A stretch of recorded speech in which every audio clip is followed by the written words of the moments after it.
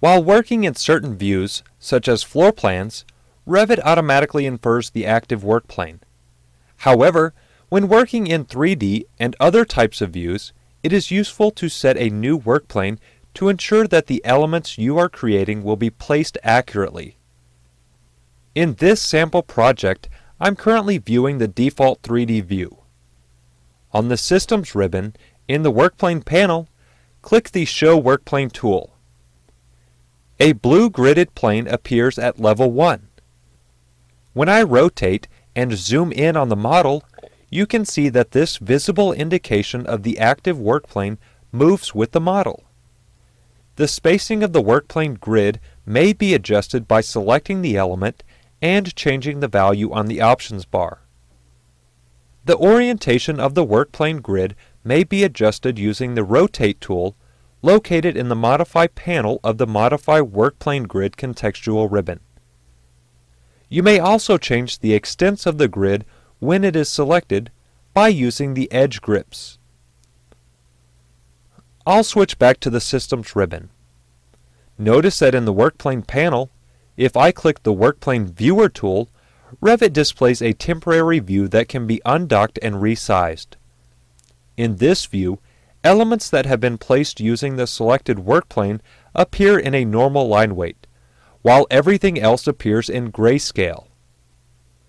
Realize that no detail items, annotations, or other view references appear in this viewer.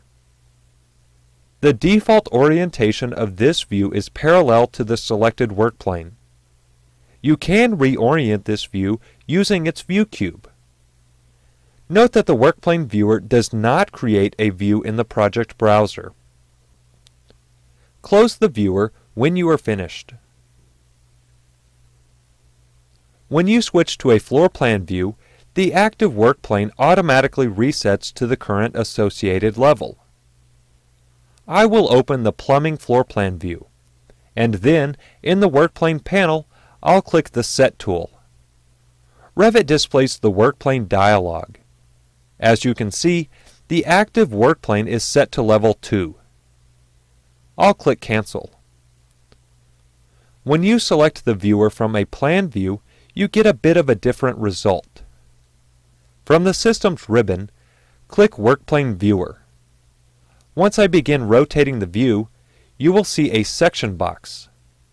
This relates directly to the floor plan's view range and crop region, but can be changed.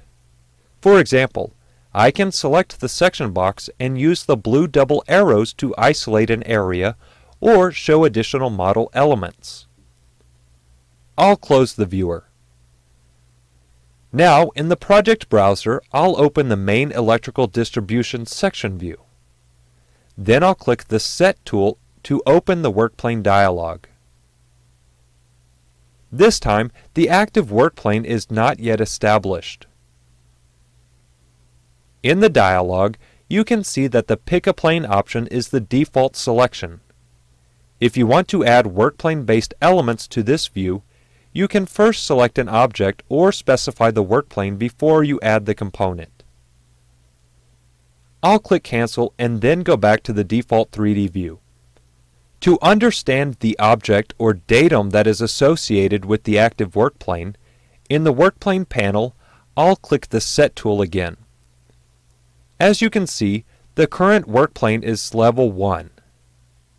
If I click to expand the list of available named workplanes, I can choose a level, grid, or any named reference planes in the project. You can also use the Pick a Plane or Pick a Line options. I'll choose Pick a Plane and then click OK. Notice that in the status bar, you can see that Revit is prompting me to pick a plane. I can now select the surface of any element in the model. I'll press and hold the Shift key and the roller wheel on the mouse to orbit around the model and then pick the surface of a wall. Now, if I want, I can place elements directly in this 3D view by using the active workplane. For example, I'll switch to the Architecture ribbon, and then in the Model panel, I'll click the Model Text tool.